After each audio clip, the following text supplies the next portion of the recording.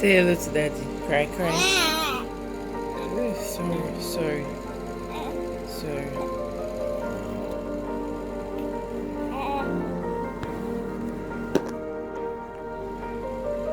Oh yeah, finish your breast milk.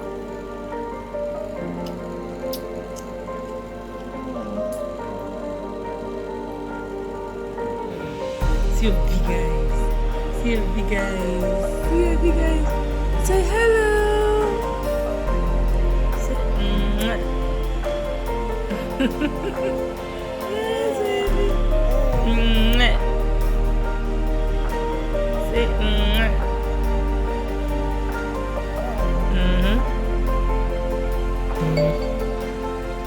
Hello guys, welcome to the third and final episode of my birth vlog.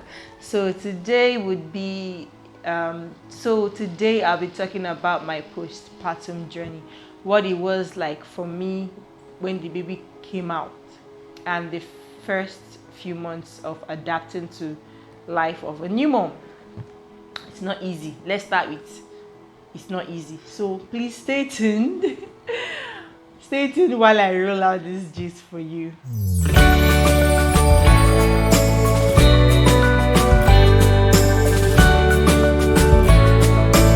Welcome back again, guys. So the baby came out 2:47 p.m. October 25th, 2019. So that was his birthday. After the baby came out, they handed the baby over to my mom. Then I came back after they finished cleaning me up. So I went there, they gave me my baby, I carried him, dropped him, I laid down.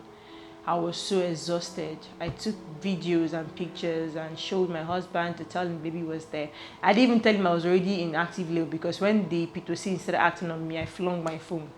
So I told him the baby was there and he was happy. He saw his son's face and all that.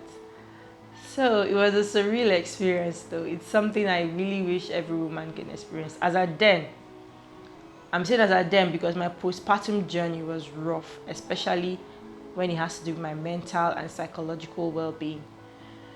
So during antenatal, they tell us about postpartum blues, how some women feel bad about, how some women start feeling some degree of depression after birth.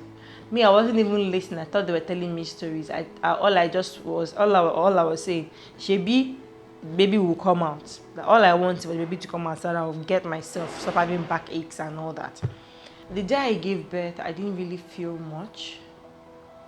That excitement that I've given birth, that I thought that you see in Nollywood movies and all that, I didn't feel it. I didn't feel the excitement. I only felt relief. So they said I should lie down and rest, that I've gone through a lot that day. I laid down. Towards evening, my mom and the nurses came, trying to help me breastfeed. So immediately my son just put his mouth on the breast and sucked. The pain catapulted me out of this world again. I was like, is this painful? Said, yes, it's painful with time. You and your baby get used to it, blah, blah, blah. So he was sucking. I was like, nothing is coming out. This baby is not feeding. There is nothing there is no milk coming out. So that was a struggle I had. For the first 2 days after birth, I wasn't producing enough milk. Then the depression started crawling in, the unhappiness, the anger. The next day, throughout that night I gave birth, baby, the day I gave birth, my son was sleeping. He was sleeping all through. Even when I was trying to make him breastfeed that night, his eyes were closed. He only opened it small and continued sleeping. I think he was that tired. But the next morning, he was crying. The next morning was when my mom's nurse bathed him and all that. I was watching them bathe him, and I didn't know how to bathe a baby then, so I was just learning. So after that, they now started telling me, sit down, let's force this breast milk to run. It wasn't just coming forth. The milk wasn't coming forth. So I had to order for breast pumps to come from Lagos. The breast pump arrived in 2 days' time. The breast pump was what actually helped my milk to increase to a particular point. I ordered breast pump and I ordered breastfeeding cookies and breastfeeding and lactation cocoa. Is like a hot tea. So I was using both the breastfeeding cookies and the lactation cocoa to boost my milk production. But the first few days, I don't know, my mom was giving my son water and glucose for the meantime before, as we were waiting for milk to come in, because I was hoping to do EBF, that's exclusive breastfeeding. That's what I wanted to do. But then, because my son hadn't eaten, I was shaking. My mom had to go to a hospital, and I ran and bought naan. I asked them what's the best baby milk I can buy. They said babies mostly like naan. I rushed and bought naan. We did naan. We gave to him. He rejected it. He didn't take it. Even one spoon, he didn't take it. So my mom said, okay, let her go. Let that we should leave naan. Let her buy another milk on her way back. On her way back, she bought my boy. She brought my boy. We did my boy. We gave him. He was taking the thank God. Finally, this boy is eating something, even if it's artificial milk. Unlike the this thing, the exclusive breastfeeding I wanted to do, but let it be that he's eating. Do you get? So they gave him my boy. He didn't drink my boy up to 2 or 3 times. He threw everything up. So it was clear to us that he was rejecting any form of artificial milk. So we had a tin of naan and a tin of my boy that we had to give out. He rejected the two of them. So the next day, for my own well-being, baby was doing fine and okay, aside my milk not coming in. For my own well-being, the next day I went to the bedroom to take my shower. I saw myself in the mirror. I'd given birth then, but I had a little bit of tummy. So I would look at myself in the mirror. I started crying. Like, I was like, this is not me. I was so black. Oh God, I was crying. I was depressed. I was not happy. I went back. Whenever they brought the baby to me, I was like, I don't want to see this baby. Just take the baby away. It was that bad. I was feeling that depressed. So I didn't know what was wrong then. I didn't know why I was feeling that bad in me. I didn't know it was a postpartum depression. I didn't even know it was a thing. I think this is a topic that women, especially moms, should be able to talk about. Because even when I was feeling it, I told my mom, I think it's postpartum depression. Like, no, don't shut up, don't say it. Every woman should be happy when they give birth. They don't want you to express yourself. Say it and then find real solutions to it. Now that I know better, now that I know that postpartum depression exists and it has happened to me, now that I've had the experience, I know better how to curtail it. Coupled with that, it was my first pregnancy. All the things that I was experiencing were new to me. How my body was going to change drastically was new to me. Everything was new to me. So it was not easy for me. Do you understand? And my husband would call me. I wouldn't want to pick his call. All these things were happening. I wasn't just happy. Every day I was crying. I could sit like this. I'll be talking to you next and I'm crying. I was just crying. I was like, I'm suffering. But it felt like nobody was hearing me. So I think my postpartum blues lasted for as much as 6 to 9 months. I started getting myself recently. Around last year. Maybe you can say around last year, July, August. That was when I started getting myself a little bit because everything shook me. So for my stomach, they were telling me, don't worry, your uterus is still extended. By 6 weeks, it's going to go in. So I know that the first 3 months after birth is when you have these hormones. Is it elastin or whatever it's called, or relaxin? I've forgotten the name of the hormone in your body. The hormone is what helps you snap back. So within the first 3 months, I know that if I put all my efforts in these first 3 months, that's when I'll have the help of these hormones to snap back, especially when it has to do with my tummy. Then I didn't know what Diastatis recti was. Let's say after 6 weeks, 2 weeks after birth, I went to our parlor at home. Then I left the hospital. When I left the hospital after my son was circumcised, and they gave him his BCG. That was when I left the hospital. I got back home. 2 weeks after, immediately I got back home, I ordered my belly binder. No, I ordered another belly binder. I started using my belly binder the same day I gave birth. I started using my belly binder the first day I gave birth. But when I was going home, I ordered a new one, a stronger one. So when I got home, I was in the belly binder. I used ajumbise. It's these herbs that women use for their body to come back.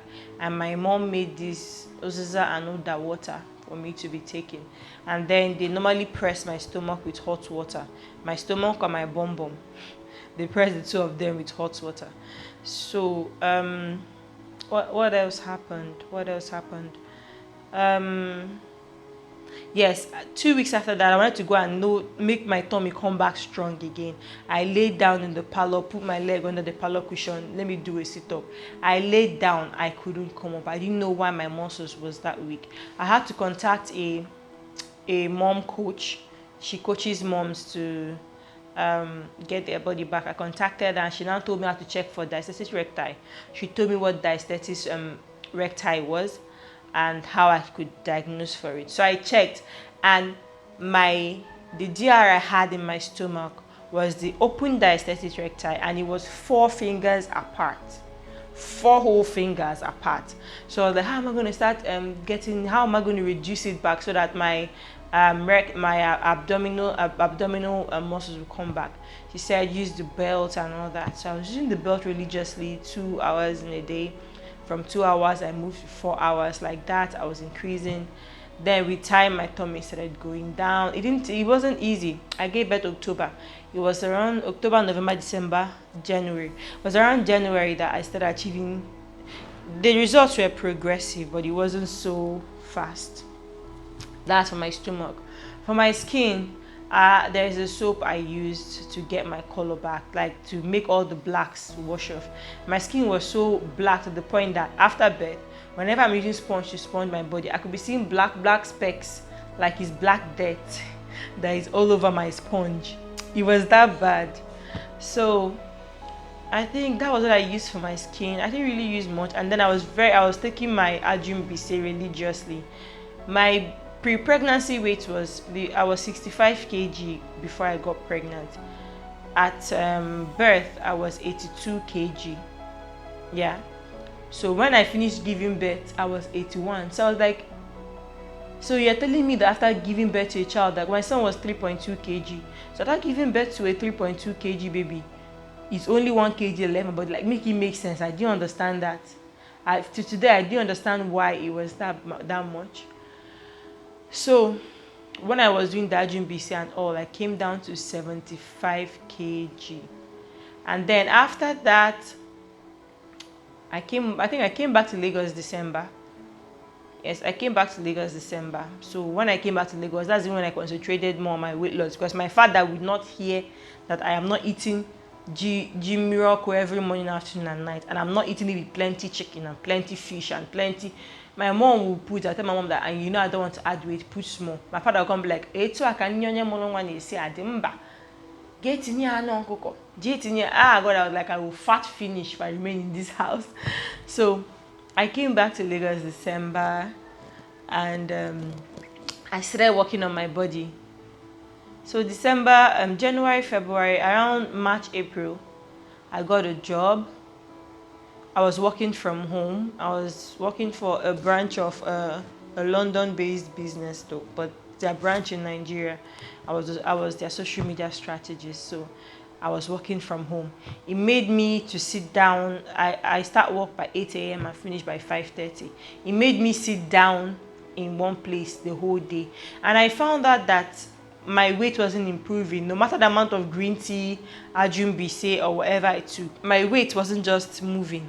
It would go down to 74, come back to 75. It was fluctuating between 77 to 75. It was not improving. I was like, this is how I'm going to shed this remaining 10 to 12 kg. Is this how I'm going to do it? Then after I resigned from the job, I found out that when I started sleeping better. Yes. Then all of a sudden, one day like that, I woke up, I just stepped on my scale and I was 70 kg. So I was like, oh, all that lack of sleep, all that sitting down one place was what was making me not to lose weight. I was doing portion control, but I wasn't losing weight. So when I found out that if I sleep better and I'm not stressed up, that it helped me burn my weight faster. I was when I resigned from the job, I burnt that 10 kg that was left over like it was nothing. Before I knew it, I was down to 67 kg. Before I knew it, I was down to my 65 kg. I was brand new. I came down like, yeah, like I was never fat before. I snapped back. So, what were the permanent changes? Of course, my breast changed. I don't think there's anything anyone can do about the breast change aside you do a breast lift, of which I know I'm definitely going to do a breast lift once I'm done giving birth. I am getting a breast lift. There's nothing anybody's telling me about that. I've been telling my husband that I'm going to get a breast lift. My stomach, the stretch marks that came from pregnancy were still there. Although my stretch marks were not the black type, but it was the type that the color goes with my skin, so I didn't really see it as a problem. Now, taking care of a newborn. Oh my Jesus, nobody told me. My son had to eat every 2 hours because they said their stomach is very small and whatever they eat can only stay in their body for 2 hours and it goes. So I was waking up every 2 hours. I will feed by 2 a.m., 4 a.m., 6 a.m., 8 a.m. like that. So it got back to a point that I just started sleeping with my son on my chest. So whenever he moves at night, I know he's awake. I just put breast in his mouth and sleep off. So I was not having sleep. All this was adding to the postpartum depression I was feeling. And I even thank God it was EBF we were doing. Imagine if we were not doing EBF. Will I be waking up by 4 a.m. to go and start making milk? So the EBF even felt like it was better for me because once he's hungry, I just flip out breast. The only problem I had with EBF is having to breastfeed him outside, of which the breast pump I had was handy. If I had to go out with him, I just pump enough breast milk and put inside these bottles. We used them komotomo because I knew I was going to be going between feeding him through bottle and feeding him by my breast because I might want to go out and I want to feed him. So that's why I use komotomo. And komotomo bottles are breast-like. I didn't want him to maybe start rejecting breast if he likes the bottle or start rejecting bottle if he likes the breast. I wanted him to think that the two of them were the same. So I had to find a breast-like bottle. I was able to contact someone that was in the UK to buy the complete set for me. I was seeing only the single bottles in Nigeria, but I needed the whole complete set with the teeth replacement. So I asked for it and it was sent down to me. That was it. And then I was using a lot of lactation cookies. At the point, I started baking my lactation cookies myself. And what did I do for milk? What I did for milk. So I took a lot of oats. In the morning, I would take a lot of Quaker oats for breakfast with milk. I took a lot of that and a lot of water. And then I pumped regularly. After the first breast pump I bought, when I came back to Lagos, I had to get a hospital grade pump. So I bought Even Flow, something advanced, blah blah. I bought Even Flow. That was what I used for pumping my milk. So it increased my breast flow. We didn't have any issues with breast milk anymore. Milk was everywhere. We had excess milk. So that was it for the breastfeeding part. And then my son started learning how to sit down around 3-4 months. So around 6 months, he had this fever that made us rush him to hospital, but they said he was teething. So 6 months, he grew his first pair of teeth. The 2 down teeth came out first.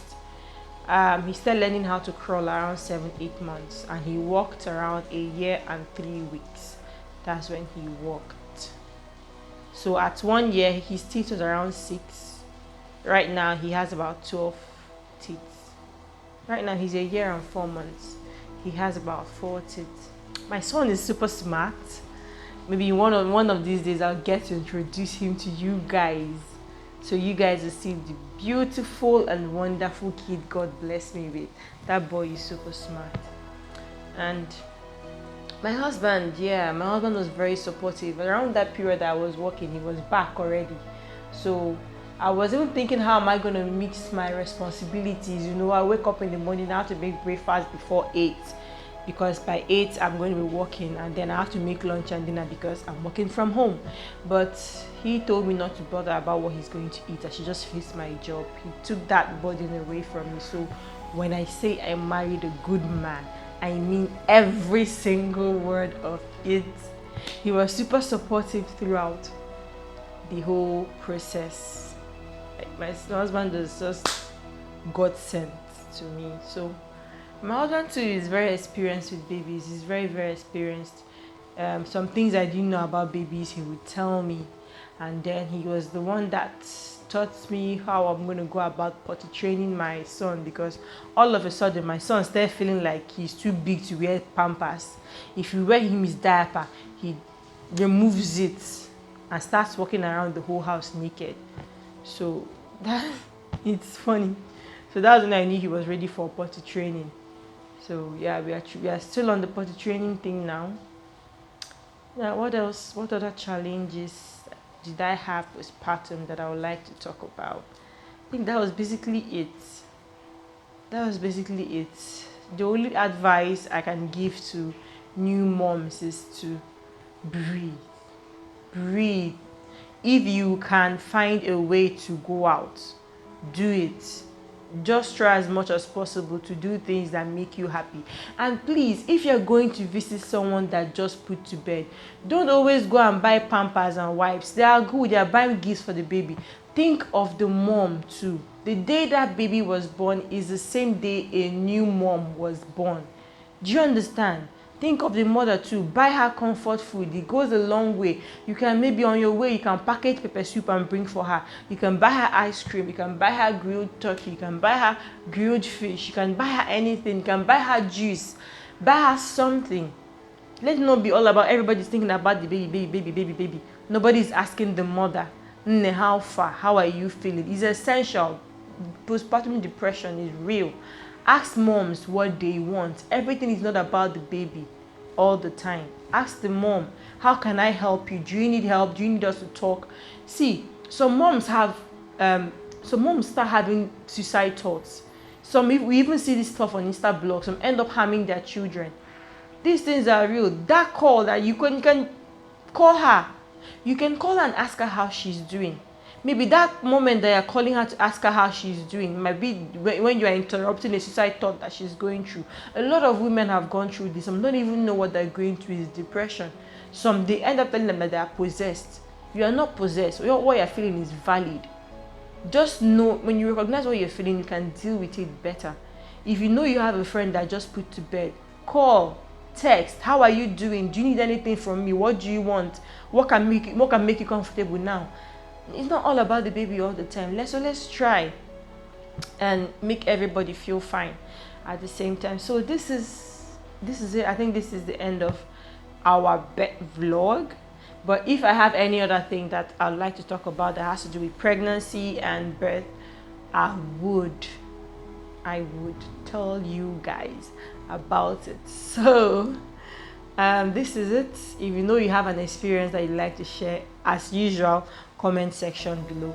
I would love to hear from you guys. What was yours like? Did you have postpartum blues too?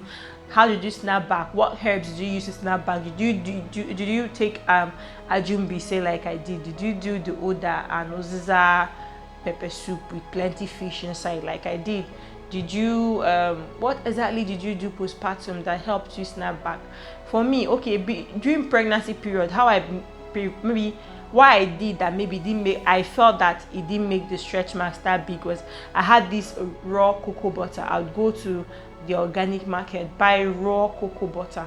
I was rubbing it on my stomach every night before I slept. So I felt it made my stretch marks not to be that bad. So what did you do for your own stretch marks? How did your stomach become flat? Did you do the whole Emma Miracle Nafo and Emma Miracle Nike? Did you do that? How was the postpartum journey like? I would really like to know other women's own, so I'll have options of what to do when I'm ready or during my second birth.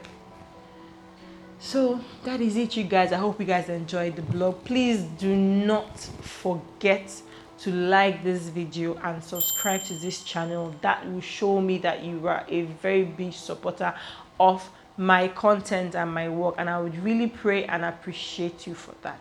So bye guys, that is it for today. See you in the next vlog. Bye.